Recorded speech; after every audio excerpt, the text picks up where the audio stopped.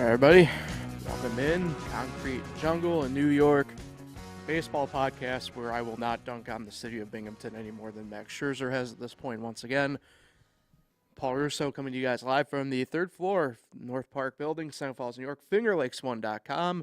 Joined as always by Kyle Evans, and behind the scenes, the moderate to decently good looking on any day, Nate Sharman. Boys, it's been a exciting week throughout the sport of baseball, I'd say. A lot of stuff going on, a lot of brawls, a lot of fun stuff, but remains to be seen, I suppose, in the grand scheme of things. How you doing today, Kyle? Doing well. How are you? Good, fantastic. Nate? Moderate to decently moderate good looking. That's probably one of the better compliments I've ever received. Don't hear that much, especially from you, Paul. Well, you know, we out in these streets, as I would say. So, yeah, but like I said, plenty to get to. Been a pretty exciting week. I know. Finally had. I will give a shout out once again to Nate and your Pittsburgh Pirates. O'Neal Cruz with an absolute laser beam of a first career home run. I mean, we'll just have to shout out Brian Reynolds real quick. Well, that too, the 3 home runs yesterday. Yeah. If you're on the Twitter world like me, future Yankee, but Future I Met. guess that's another conversation. But hopefully they don't trade him. I'd like to see him extend a long time here in Pittsburgh.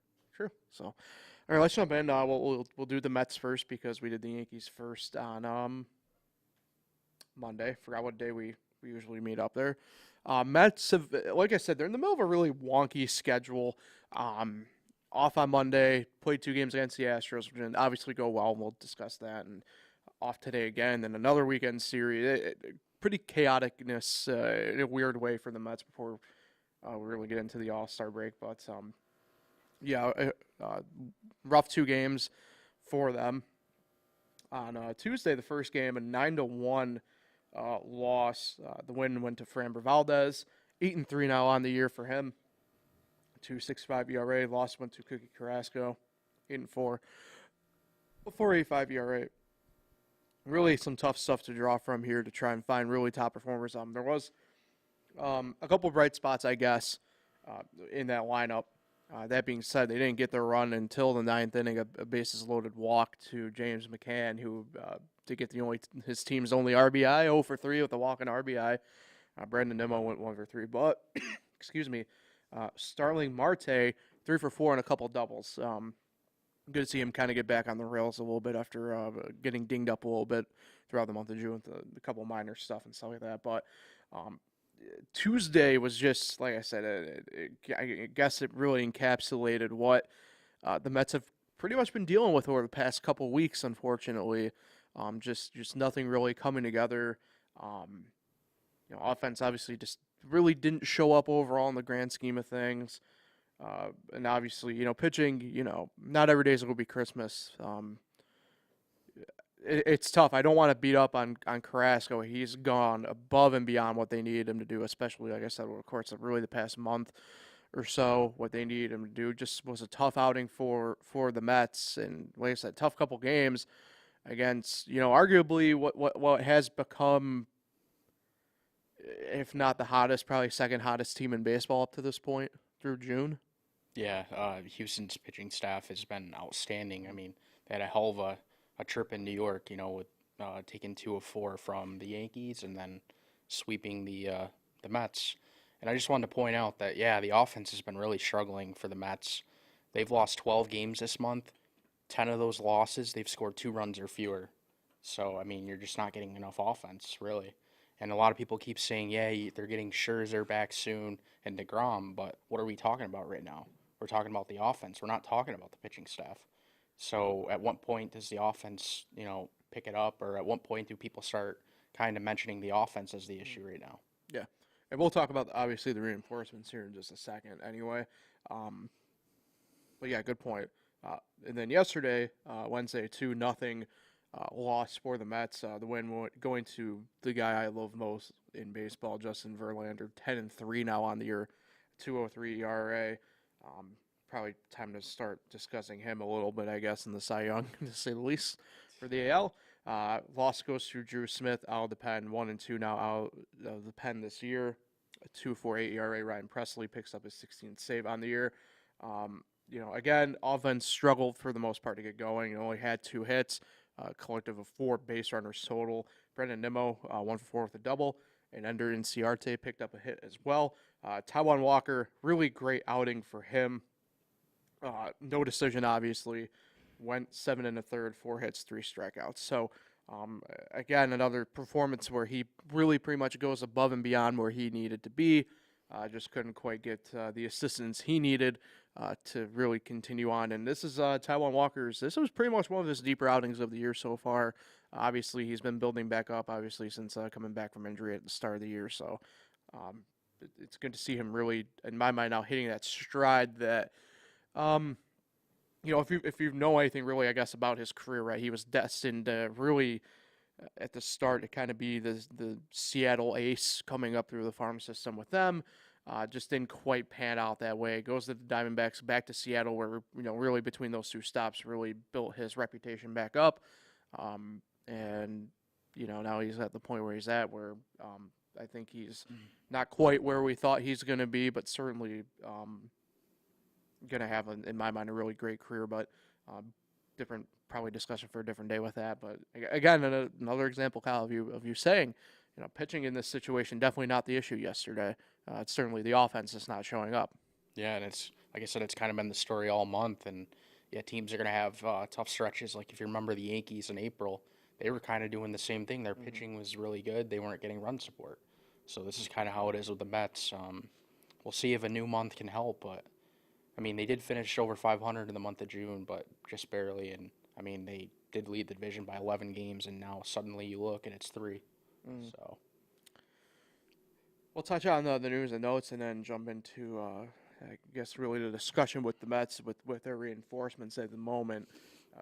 Obviously, I mentioned him already, but outfielder Ender Inciarte was selected from AAA Syracuse, while outfielder Nick Plummer was optioned. Right-handed pitcher Tyler Megill was officially transferred to the 60-day disabled or injured list earlier this week. His earliest chance of a comeback is going to be mid-August at this point. He will not be throwing at all pretty much until post-All-Star break officially at this point. Plan is to have him shut down for full weeks. Could probably throw at some point before, but I doubt the Mets will rush anything there. Jacob deGrom threw another successful bullpen session, his 3rd collectively. This one was down at the spring training and extended campsite in Port St. Lucie. No exact official plan for him yet next per Buck Showalter, but the expectation is either, again, one more live batting session, be sure everything's good to go, or probably see him at this point getting a rehab going somewhere. And I guess lastly on this front, Rand pitcher Max Scherzer threw 80 pitches yesterday with AA Binghamton as they took on the Hartford Yard Goats. Scherzer went 4 2/3. Did go 80 pitches, so they wanted to stretch him out as best as they could there. Gave up 3 runs, 2 of which were earned, 4 hits, a walk, and 8 strikeouts. He also, I guess, bought the Rumble Ponies dinner last night, so they were eating good per Twitter. So good to see everything's going there. But, you mentioned, reinforcement, something I do want to talk about with the Mets here for a few minutes. Obviously, they're going to be getting more help on the pitching side, and, it's going to be something that they don't necessarily have to outsource for, right? Scherzer will come back. DeGrom's progressed along at this point at a quick enough pace that he'll be back. My guess is will be roughly somewhere around the trade deadline anyway, give or take. I don't think they're going to really rush him through the rehab assignments through the minor leagues once they get him going, probably about a once a week type deal, just to give him a full break and make sure everything's good there. That being said, they're kind of experimenting, I guess, now with Syracuse, and now that the bats have awoken in Syracuse a little bit, and that's something we'll obviously discuss when we get to that point in the podcast. But, obviously Inciarte, right, starts the year off with the Yankees farm system in Scranton. They release him. He wanted to obviously get opportunity probably with the big league club. That wasn't going to happen. Signs with the Mets. Pretty much spent, I think, a week with Syracuse, not even, gets his call up. And, albeit it's a small impact, he has played the 2 games versus Houston. Does have a hit. But obviously the Mets are kind of experimenting, right? I mean, Nick Plummer got called up for Dom Smith in the flop there. Plummer started off pretty good, cooled off since then. I mean, even Dom Smith has been called back up. They're trying a couple different things. I don't know if maybe necessarily pulling from the pool in Syracuse is the option. They're going to have, we're kind of sitting here, I think, at the beginning of the podcast, right, when we first started, and we were saying, clearly the bullpen's the issue. And I don't know so much if the bullpen's going to be the forefront issue at this point. You talk about how the offense has been struggling, lack of runs production more or less than anything else. And it's been a whole month. That's the Right. thing. It's not just these last two games. But they're going to, in my mind, there's going to be some people available here coming up with the deadline. What's interesting is I think teams we probably didn't think were going to be competing in essence, right? I think a lot of people wrote off, say, a team like Cleveland, for example, right? They're sitting second place in the AL Central at this point. We're leading at one point, to maybe not be as good. And teams that, we kind of had tabbed to be really good probably just aren't exactly quite, there yet. The team that right there for me, for whatever reason, I was sticking with the AL Central would be like the White Sox. Obviously, a little bit different scenarios with both teams. I could still see Cleveland, I wouldn't say selling or the White Sox necessarily buying, but both cores are at different points there. So it's going to be interesting. I do think they're going to have to trade out to get help in on offense especially. I think pitching you can kind of get away with it.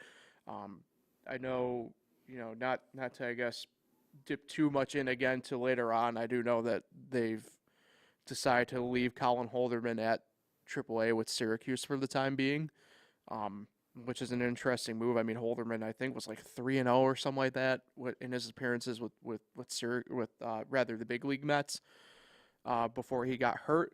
I think he's kind of just more or less stashed there to just get, I'm guessing, appearances in at this point more than anything else and just get more work in.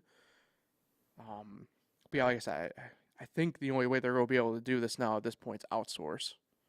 Yeah, if there was one thing I would do with the bullpen, though, is probably DFA Jason Shreve. The guy just hasn't had it the last few weeks. And, I mean, the other night he gives up, 4 or 5 runs in an outing and recorded just 2 outs. I think that's one weakness right there that they could address. And like you said, maybe bring up Holderman again. He was pretty solid. Yeah, I mean, the tough spot with the Mets is, bullpen-wise, bullpen-wise, they're in a tough spot because Shreve, I believe, is probably their only true lefty in the bullpen at the moment. Except, I think, is Joely Rodriguez still there, or is he on the injured list? Not too sure what they officially did with him. Because I haven't really heard about him much. Yeah. The main issue, too, is, right, Pearson, they've been using so much as a starter now, obviously, and justifiably so, that's another left-handed arm gone out of the bullpen for them. So it's a tough spot, like you said. I mean, Shreve, we've seen this with Shreve in the past, right, with the Yankees, where he's either really on or really off, and that's kind of been his MO, right? I mean, the same thing happened with him with the Cardinals, and then with, I guess, the Pirates in subsequent years.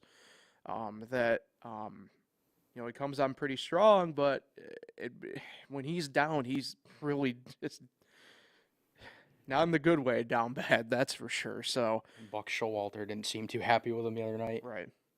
And, I mean, that's the thing. I mean, it's got to be a little bit, I wouldn't say frustrating for Buck, but he's probably in a little bit of a rougher spot right now than probably what he was even used to, I guess, in Baltimore, his last managerial job, where, I mean, really the talent's just all there. It's just that you have so many, I'd say, if your big building blocks on the injured list are just struggling right now that, you can't really do much. You're trapped in a box, so to speak. That being said, I know where you kind of stand on this, and I'm going to, I think, take the opposite side. I don't think it's time to really panic yet. I know you brought up, the teams are catching them, like the Braves. That being said, really the Braves are the only team in the NL East really catching them at this point. Bryce Harper's going to be done for, at minimum, a long while. That puts the Phillies in an interesting spot. They're already in flux anyway. The Marlins are pesky, but they're not going to do anything this year. Obviously, the Nationals are bad. And look, full disclosure, I'm not completely sold on Atlanta completely rebounding at this point, only because it's the way they started out, how flat they were. It's going to come back eventually. I mean, it's something that I know we talked about, obviously, with the minor league teams, but, you can always start as good or as bad, and that really sets the tone for the year. Um, and the Braves are going to be they're minus Ozzy Albies again, unfortunately.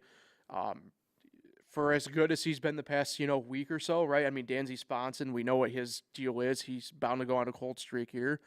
And to be fair, the Braves pitching staff, there's a lot to be desired there as well.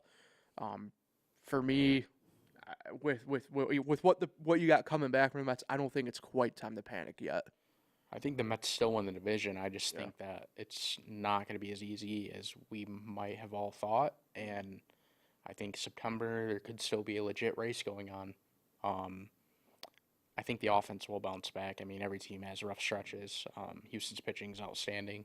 Even the Yankees saw that. But yeah, I do think the Braves, they're not better than the Mets, but they're winning games and they're fighting back, and I think it's going to be competitive. All right, let's look ahead here for the Mets. Like I mentioned, really weird scheduling that they got going on off today. And then they are home for 3 games against the Texas Rangers. The Rangers second in the AL. That's meant to be West in our notes. I apologize. But second in the AL West. At 36 and 38, they are currently sitting, I believe, at something in the 12.5 range behind Houston. Again, that shows you what could potentially be available coming up here. So, like I said, 3-game weekend series for the Mets against the Rangers. Friday night, 7:10 first pitch on Apple TV+. Glenn Otto, 4-3 on the year, a 5.31 ERA. He'll be going against Chris Bassett at 6-5, a 4.01 ERA. Obviously, Glenn Otto, part of the Joey Gallo deal last August for the Yankees and the Rangers there. Saturday, 4:10 on SNY. Martin Perez, 6-2 on the year, 2.22 ERA. Been one of the really good reclamation projects, I guess, for the Rangers. Somehow, I still expect him to come down to earth eventually. He'll be going against David Peterson. Scheduled out. I know this was a TBA game for the Mets at the moment. But Peterson 4-1, a 3.10 ERA for him. And then Sunday, 1:40 first pitch on SNY. John Gray for the Rangers against Carlos Carrasco. Again, another projected one out we had to do, TBA. But those are the 3 pitchers to expect for both teams this weekend. The Rangers, they're such a strange team. I know everybody kind of hyped them up at the start of the year, and they just have flopped incredibly. But at least I guess Marcus Semion's now had a couple home runs on the year. So if there's a chance for your offense to get going, this is probably collectively a really good 3 series to have, or 3-game series to have that going. The tough one is going to be Martin Perez. He's thrown really well this year. Obviously, a team low ERA for him out of the starting group for the Rangers. I think that might be where the only loss of the weekend comes from for the Mets, in all honesty. And that's a tough one because I don't think Drew Pearson's going to give up a ton of runs. He's pitched very well for them. David Peterson, rather. That I don't think. I don't think he's going to put him in a tough spot. I think the Mets do get 2 of 3 against the Rangers. That Saturday game does worry me, but I mean, like I said, if there's a series that this offense can get going, it's this one. I mean, John Gray's throwing on Sunday. I mean, we all know about John Gray, so look, I think it's possible. I'm gonna go 2 of 3 though. I think it's gonna be tough to get the sweep only because of how good Martin Perez has been throwing for Texas. Yeah, I agree. I'll take 2 of 3 for the Mets, with their only loss coming Saturday. Mm-hmm. And I do think Peterson's due for I wouldn't say rough start, but kind of like a little a different start compared to his last 2 outings. Yeah, I mean he's gone above and beyond, especially for him. I know I've been saying that for a couple of different guys for the Mets, but really for him, what they've needed him to do the past couple starts, he's exceeded far beyond that. Yeah. Yeah, I see it the same way you guys. It's a great series for the Mets bats to break back out. 2 of 3. I'm going to go with the crowd here. All right. Good man, Nate. right, let's move on to the Yankees. Mets, I forgot to mention, 47-29 first in the NL East. Apologize. Yankees. Yeah, you would think that the season's fallen over, but Right. yeah. I mean, that's the thing, right? I mean, it goes without saying. Again, this is another thing I've harped on, right? But you start off good. You're allowed. You get away with certain situations like that they're in. They are very lucky they started off so well in April. Speaking of starting off good in April, the New York Yankees with 56-20 in the AL East, first there. On Monday, 3 games set with Oakland. They swept Oakland. I think there was a collective around the room agreement on that.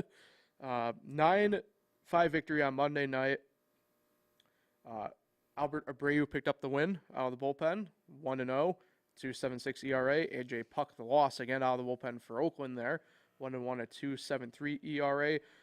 Jordan Montgomery, really good job for him. Just the offense kind of showed up a little bit late to the party for him to get the decision. Obviously, no decision, 6 2/3, 6 hits, 5 earned runs, a walk, and 6 strikeouts. That being said, at least the offense did show up when it needed to.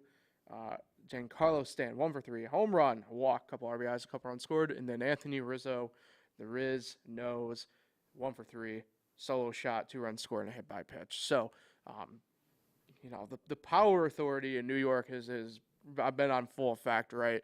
And it's been a fun series to kind of, I guess, watch that to full effect when you know that you should really win those ball games. To be honest with you, and Monday was a little bit of out of the box. It looked a little bit rough potentially, but the Yankees, like I said, they kind of raided the ship a little bit and got the job done. Yeah, to me, this was just kind of like a lousy series. You go from playing the Astros in that type of atmosphere to an MLB worst team, and they won all 3 games. Just the games just didn't seem as hyped up. The energy was kind of dead at times. Well, which is funny. I don't mean to interrupt, but you brought up a funny point with that. I don't know if any of you saw it here in the room, right? Of our listeners or watchers. But the Monday game on Yes was Yes's most watched Yankee game live in like 5 years, which is crazy. So I think a lot of it had to do though with the fact that you're coming off what ended up being a very good Houston series, just from probably a baseball standpoint, right? Where you had the 2 best teams in at least the AL going at it with each other. Splitting the series, probably a little bit of a foreshadowing of what's to come anyway. Look, Monday night, it was a slower sports day. I mean, I think the Yankee-Oakland game was one of, I think, only 5 in the league that night anyway. So it kind of opened up, I think, the possibility of having a numbers like that. Really? That's really a real stat on a Monday afternoon? Yep, Monday night. It was a Monday night game. Oh, they played the other day Tuesday. Wednesday. Yesterday. Okay, I got all my days mixed up, as usual. They all run together. Time is only a construct of the mind, Nate. And then they trailed in, I think, all 3 of them at one point, or at least 2 of them. Yeah. Well, no. Tuesday they had the lead out, right? Oh, okay, yeah. But yeah, I know yesterday they did a trail for a brief moment. Yep, 3-0 in the first inning, and then the Monday night they were down 5-1. Yeah. So Tuesday though, nice 2-1 win for the Yankees. JP Sears, another big spot start for him. Comes away victorious, keeps his clean ERA, keeps a winning record, 3-0. Loss goes to potential future Yankee and/or Met and/or name your contender here, Frankie Montas. 3-8 now on the year, 3.20 ERA, and Clay Holmes picked up the save. At the time, his 13th of the year. JP Sears went at 5 2/3, 3 hits and a strikeout. Marwin Gonzalez, 2 for 3, a solo home run included there, and Jose Trevino, another RBI-based knock for him. So. Tuesday was a bit of the game of the unsung heroes, if you want to call it that, or the little guys, or the scrappers. And I want to talk about that when we get done with the game recaps a little bit more so than that. But again, another really great job by JP Sears in a spot start. Was immediately sent back down to AAA, but again, he knew what he was called up to do for that day, and again went more than the scheduled distance, I'd say, for what they wanted him to do. Yeah, he's looked really good early on in his career. Well, I mean, he is 26 years old. I found that out the other day. I was like, what? But he's pitched really well. He has a lot of confidence out there, and he just kept throwing strikes, and he just kind of cruised right through the game. Then obviously yesterday we kind of teed it up a little bit, but 5-3 getaway day victory in the afternoon for the Yankees. Jameson Tyone picks up his 9th win of the year, 9-1 now, 3.32 ERA. Loss goes again to probably another guy who is future name your contender here, Cole Irvin, 2-6 on the year now, a 3.58 ERA. Clay Holmes, 14th save of the year. Here are your usual power suspects. Aaron Judge had a home run, 2 RBIs, a walk, and 2 runs scored. Giancarlo Stanton, big 3-run shot for him. And then DJ LeMahieu, 2 for 3, a walk, and 2 runs scored. But, your power subjects in question were there. The New York Power Authority in full effect. Yeah, Judge now on 29 home runs. He just continues to mash, and it's just impressive to watch him every night. Stanton, he's kind of turned a corner, starting to hit the ball out of the park again. He kind of struggled at first when he came off the injured list, so that's good to see. And yeah, when Stanton and Judge homer, I believe they're now 25-1. Yeah, in their careers. So that's crazy. Stats that matter that you didn't think you needed to know. So before we get into news and notes, I do want to take a second because obviously, right, mentioned Stanton. We talk about Judge, LeMahieu, Rizzo, right, the main guys who really carry this team. Glaber too. He's really put together a really nice, quiet year at that point. But these guys, right, and how good they have been. But equally important now at this point to me have been, the unsung heroes, right? Your Jose Trevinos. We've talked about him a couple different times on here, I know, but I think it goes without saying what he's been able to do, and he's now really become a fan favorite, I'd say, for sure, in and around the team. Obviously, right, JP Sears comes in. This is now his 3rd spot start on the year. Has gone above and beyond, again, what they need him to do each time. The guys like that, we were dunking on Marwin Gonzalez, but admittedly, over the course of the past couple weeks, he's had a couple big games when the Yankees need him to have big games. Yeah, he's heated up all of a sudden. And a guy like Matt Carpenter, too, coming in off the side a little bit, who, has done more, I say the spot in pitching, depending upon matchup spots, more than anything else. But, these guys who now have come in and performed jobs when, look at the game on Tuesday, right? It was literally your 3 top performers on the MLB website were JP Sears, Marwin Gonzalez, Jose Trevino. Yeah, and that just shows that how good of a team they are constructed well. And one thing I had to say about Marwin Gonzalez is I just absolutely love that John Sterling call. Bye Gonzalez. Oh, that's amazing. Yeah, John's been on one. He's been awesome lately. I know he's taking more games off in the second half than initially scheduled. There's a great Twitter account out there that screen grabs all his home run calls and also screen grabs the end call, the Yankees win call, and I love watching those. It's a great account to follow. But yeah, and look, it's like I said. Obviously baseball to me more than any other sport, right? You're only as good as your weakest link. There's no place to hide, right? Everybody has to play defense. Everybody's due up in the order at some point. And that's a reflection, like you said, Nate, really a reflection of how just good that team is constructed when that's the case. And then you look at the standings. It's literally June 30th, and they have 56 wins. It's just insane to look at. Yeah. We are nearing, in all fairness, right? We are, at this point, we are pretty much 8 calendar days away from being at the halfway point, at least for the Yankees' point of schedule anyway. Mets are the same one, actually. So I forgot that, pretty much that they were both of them were caught in that really weird rain delay, which we'll mention a little bit here in a second with the Yankees schedule here for the weekend anyway. Let's touch on the news and notes for the Yankees. Obviously, I mentioned JP Sears' option to AAA after his start. Manny Buñuelos was designated for assignment this week. Update on Gleyber Torres. The right ankle sprain is mild, but he also had an MRI on his right wrist. He experienced some discomfort with it. MRI showed no structural damage. He has been held out of the lineup the past couple days, so probably remains to be seen when he'll officially get back in, but no scheduled trip to the injured list for Gleyber there.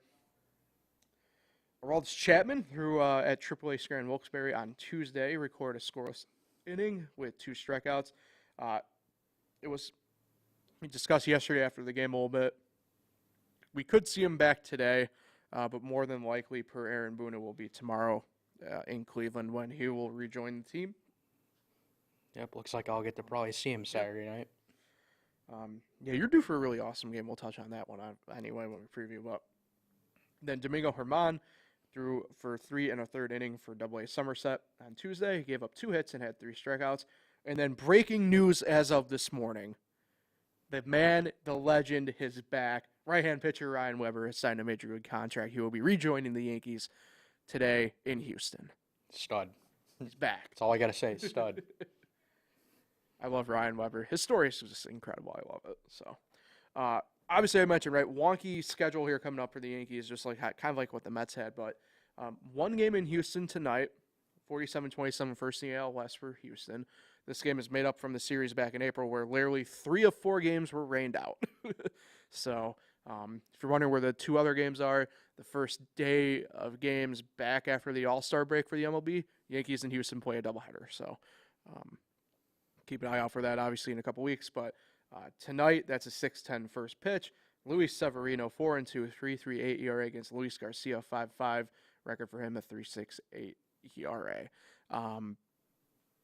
Yeah, this one's going to be a tough one. It's going to be an interesting one. Both teams are at an interesting crossroads. First and foremost, hopefully, Jeremy Pena and Yordan Alvarez are going to be healthy and all right. They had a pretty nasty collision yesterday at Citi Field in the outfield, which I have questions as to why Yordan was in the outfield in general yesterday, but either way, hopefully both of them are all right. So it's weird because obviously both these teams are only playing the one game. This is a very rare situation. I don't know what to expect. You have both teams de facto's number 2 kind of going tonight. I think it's a toss-up. I can't really get a good beat on who will probably get the win here. Yeah, I don't really know either. It's going to be interesting to see. Like, I don't even really have a thought how this game's going to go. If it's going to be, high scoring, low scoring. Like, I think anything could happen. Right. Yeah, same. I don't know what to make of it. I coin flip it. I don't know. And then we talked about the Astros bullpen. Like, are they going to have another, rough night, Right. So it's tough to tell. Then after tonight, the Yankees fly up to Cleveland to take on the Guardians, who are second in the AL Central, 38-34 there. Tomorrow night, 7:10 first pitch on Amazon Prime Video. Garrett Cole, 6-2, a 2.99 ERA. All of Cleveland's pitchers, and then after tomorrow with Cole, both matchups are TBA, so these are mapped out matchups to the best of our ability anyway. If you map out Cleveland, it should be Aaron Savali. He's 2-4, a 7.20 ERA. This will be his second start coming off the IL there. On Saturday, 6:10 first pitch on Kyle, I mapped it out. You should be seeing Nestor Cortez, 6-3 on the year, 2.51 ERA, going against Tristan McKenzie, a 4-6, 4.03 ERA. Yeah, that'll be a really good one. I kind of want to go early now. I kind of want to go to tomorrow's game. I want to give you some good news because I was there obviously last weekend. They do open up half hour even earlier on the weekend so people can watch BP. Awesome. And obviously the away team takes BP last. That means you should be seeing the Yankees take BP if you get there early enough. Definitely will. Yeah. And then Sunday, a 1:40 first pitch on again, another mapped out matchup. Jordan Montgomery, 3-1, 3.27 ERA against Zach Plesac, 2-5, a 3.86 ERA. Don't think the Yankees will sweep. This is what's interesting about this Cleveland team. I didn't know it until I actually went last weekend and saw them play. They are an AL best in the month of June in base running and runs produced off of base running. It's really weird how the stats kind of like work out and kind of metrically take a look at things. But they find a way to score and they find a way to put themselves in position to score. With that in mind, I think the Yankees probably do drop one there. I'm going to go 2-1. This Cleveland team's pretty pesky. Their lineup is sneaky good in spots and obviously not as sneaky good in spots to others. I mean, Jose Ramirez is, at least to me, and I know it's sacrilegious being a Yankee fan to say it's to me, Jose Ramirez is the AL MVP at the moment. And when he's on, I mean, he's arguably the best hitter in baseball. So He's a noted Yankee killer too, right, J-Ram? Yeah, just he's about as close as you can be outside of David Ortiz and Manny Ramirez in this day and age. So Yeah, I'll say 2 of 3 too. I think their only loss comes Sunday, honestly. yeah, I was about to say. I mean, it'd be the notorious not showing up for Montgomery when it matters. So. All right, let's before we head on out of here, we got to touch on obviously our brethren here locally, connected on I-90 via the Thruway. Rochester Red Wings and Syracuse Mets. Syracuse 30 and 43, ninth in the International League East, but they've taken the first 2 against Lehigh Valley this week. Of note, 10 of the last 15 they have won. So they're kind of chipping away. Again, we mentioned, though, it's off a rough start, but things are coming around for them. Don't let the S-Mets get hot. Tuesday, a 5-4 victory. R.J. Alvarez picked up the win out of the bullpen, 3-3 for his record. Nick Duran picked up the loss for Lehigh Valley, 2-3. Your top performers, Nate Fisher, no decision for him. He got the start, 5 innings pitched, 7 hits, 1 run given up, and none earned, 3 strikeouts for him. Travis Blankenhorn's been about as high as you can be in professional baseball at the moment. He was 2 for 4, a double, a stolen base, and a run. And Nick Meyer came in, pinch hit, went 2 for 2, had 3 RBIs, including a walk-off base hit in the 9th inning with 2 down to secure the Syracuse Mets a victory to get the series off on the right foot. Yeah, Travis Blankenhorn, every single night I look at the box score, he's literally driving in half the runs, it seems like, collecting 2 to 3 hits a night. Mm-hmm. It's just insane. I don't know what his exact batting average is or, his exact stats, but they have to be amazing the way he's hitting the ball the last few weeks. Then yesterday, 10-6 win for Syracuse over the Iron Pigs. Steve Nogasek picked up the win, 2-0 on the year now. Michael Kelly the loss for the Iron Pigs, 0-2 on the year for now. For him, Mark Ventios, 3-run home run. Big one for him at one point there. 2 runs scored and a walk for him. Khalil Lee went 2 for 4, an RBI walk and 3 runs scored. And stay hot, Travis Blankenhorn, 2 for 4, a double, 3 RBIs, a run scored, and another stolen bag for him. They continue on the series today against Lehigh Valley. No scheduled starter, at least yet, that I saw. They'll be facing Kent Emmanuel tonight. First pitch, 6:35. I'll be going to that game. Looking forward to it. First trip of the year to NBT Bank Stadium in Syracuse. And then tomorrow night, again, a little bit of a TBA for Syracuse, but they should be seeing Bailey Falter, another 6:35 start. But again, they're home all weekend, night games all weekend. Go check out, get out there. Should be a fun weekend there, and have fireworks all 3 nights at least, Friday through Sunday. Some news and notes for the Syracuse Mets. The Mets optioned second baseman Kramer Robertson and Colin Holderman, as well as Nick Plummer to Syracuse, as we mentioned. Kramer Robertson was claimed off waivers from St. Louis a few weeks ago, and we mentioned Holderman was rehabbing with Syracuse, and they will keep him there. Shortstop Warren Saunders was assigned to High A Brooklyn. Shortstop Cody Bohanec was assigned to Double A Brooklyn, and catcher Juan Lolo was assigned to A-Ball in St. Lucie. So things going pretty well for the S-Mets here, as we mentioned through the course of the past couple weeks, and it's good to see, like I said, Syracuse, look, they like their baseball. It's been a rough go of things here out of the gate, but look, when you're in 10-15, there clearly is something going on right there with the nucleus anyway of getting going. You mentioned Blankenhorn, but Palka's also really turned it up lately, and Khalil Lee struggled really bad out of the gate, but he's kind of trying to find. He's gotten a little bit of a stride now that we saw the past couple of years out of him. Yeah, overall they just seem like they're just playing much better baseball. Starting pitching, bullpen, the offense. Mm-hmm. They're just a way different team than they were the last few months. Yeah. For the Rochester Red Wings, they're still second in the IL East, 40-34 record for them. They're playing the Sox this week. Tuesday was a 4-2 loss for the Red Wings. Cutter Crawford picked up the win for Worcester. Anibal Sanchez, out of rehab assignment, took the loss. Caleb Ord, 12th save on the year for the Sox, which is a pretty big amount in minor league baseball that you got 12 saves, especially when usually you're good enough, you kind of get placed in the box and called up. Jake Knoll, solo shot for him. He went 1 for 4 on the night. Donovan Casey went 2 for 4, and Trace Barea picked up an RBI along the way. On Wednesday, tough one. It was an extra innings loss for the Red Wings, 6-5. Zach Kelly picked up the win, 3-1. Jordan Weems picked up the loss, 2-2. Your top performers there. Donovan Casey continued a little bit of a hot streak for him, 2 for 3, a double, an RBI, and a walk. Andrew Stevenson, 2 for 4, an RBI and a run scored.